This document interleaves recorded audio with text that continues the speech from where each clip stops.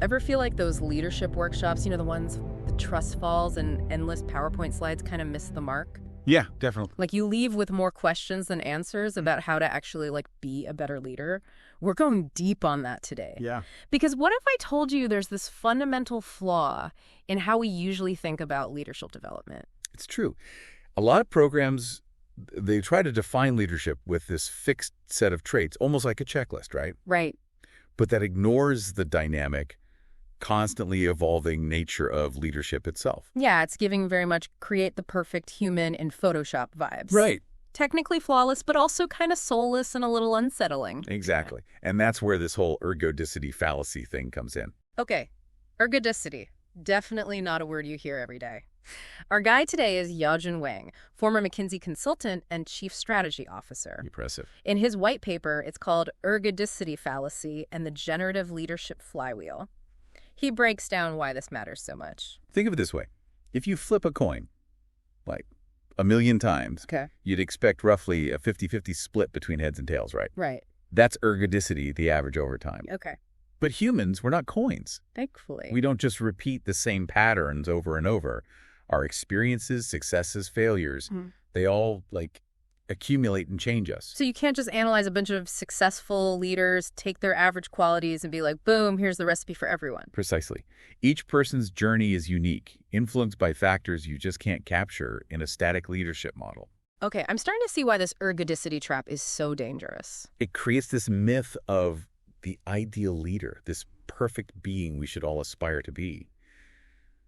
But that's just not how personal growth works. Right. And it completely disregards the role of time.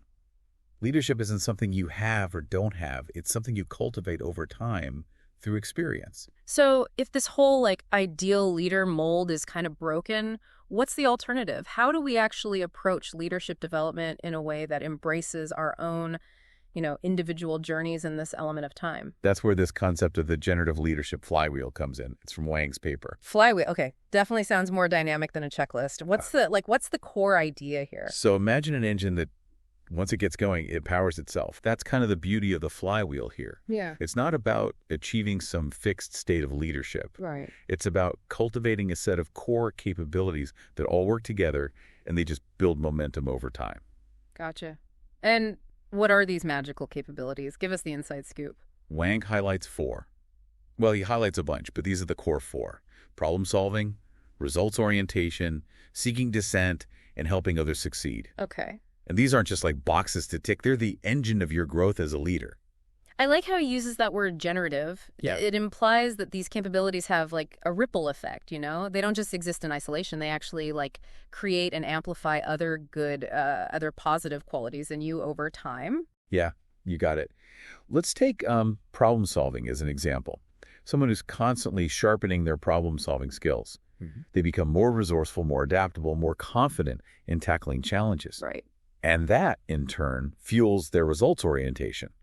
They're not afraid to take ownership and drive for impact. It's like that saying, I don't know where I heard this, smooth seas never made a skilled sailor. I've heard that. Right. Okay. The more you navigate those challenges, you find solutions, the stronger your, leadership muscles become. Exactly. And here's where it gets even more interesting.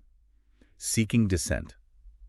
That's another one of these key capabilities. Okay. We often think of strong leaders as being decisive, right? Right. But Wang argues that the best leaders are actually the ones who actively seek out different perspectives, even if those perspectives, challenge their own. That's so counterintuitive, though, but it makes a lot of sense. If you're just surrounded by yes men, you're never going to be pushed outside your comfort zone, right? Right. You need that friction, that constructive dissent to spark innovation and make better decisions. Right. And it ties into that flywheel effect beautifully.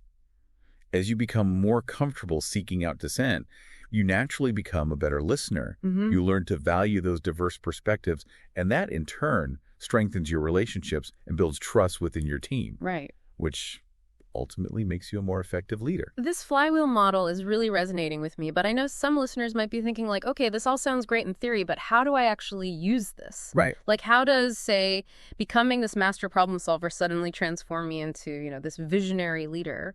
What are those connections? That's the beauty of it. The connections aren't always obvious, but they're incredibly powerful. Take Take innovation, for example. Okay. We often think of innovation as this like mystical quality that some people just have, Right, like you either have it or you don't. Yeah.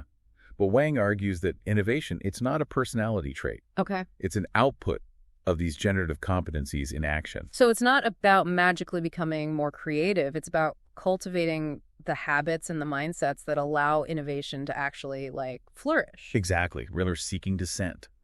Turns out that's a huge driver of innovation.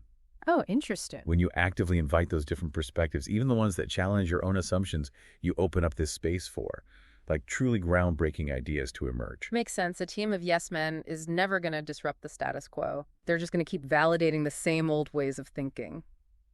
Right. And think about communication, another, like, crucial leadership skill. Right. It's not just about being this charismatic speaker. Right. It's about being able to clearly define problems, Yeah. actively listen to understand those different viewpoints, and then like synthesize those viewpoints into a compelling vision that inspires others to act. Right. All of those tie directly back to those generative core capabilities. Okay, I see the connections now. It's like these 4 capabilities are the foundation, and then all of those, like, kind of observable leadership qualities that we admire, they're built upon that foundation. Precisely. And we can't forget about that last capability, helping others succeed. Right. It might seem, I don't know, counterintuitive at first. Like, shouldn't a leader be focused on their own success? But Wang argues that this is actually at the very heart of generative leadership. It is. So it's not about diminishing your own ambition or anything, Right. but it's more recognizing that your success is, like, intertwined with the success of those around you. Exactly. It's about shifting your mindset from what's in it for me to how can I empower others to achieve their full potential. When you invest in your team, when you create an environment where everyone feels valued and supported, that's when the true leadership magic happens. Yeah, it's the difference between being a boss and being a leader, right? Anytime. One demands and the other inspires. And I think for our listeners who are all on their own, leadership journeys, that's a really powerful takeaway. It's not just about climbing that ladder. It's about making a real difference in the lives of the people you lead. Absolutely. And building a more fulfilling and impactful career for yourself along the way. 100%. Now, before we wrap up Wang, he leaves us with this, kind of thought-provoking question about those X factors that influence our leadership potential. Yeah. Things like resilience, empathy, our ability to connect with and inspire others. These aren't solely determined by, skills we learn in a workshop, right? He suggests that our past experiences, our upbringings, the challenges we faced, they all play a role in shaping who we are as leaders. Which opens up some really interesting questions for all of us to consider, whether we're leading teams or projects or even just like our own lives, How much do our past experiences shape our capacity for leadership? And how can we use those experiences, both positive and challenging, as fuel for growth? And maybe even, how can we create organizations that actually value those diverse experiences, that nurture the unique leadership potential that exists within each of us? Such a great point. Such an important conversation starter. Big thanks to you, listeners, for joining us on this deep dive into the world of generative leadership. We hope you've walked away with some new insights, a renewed sense of possibility for your own leadership journey.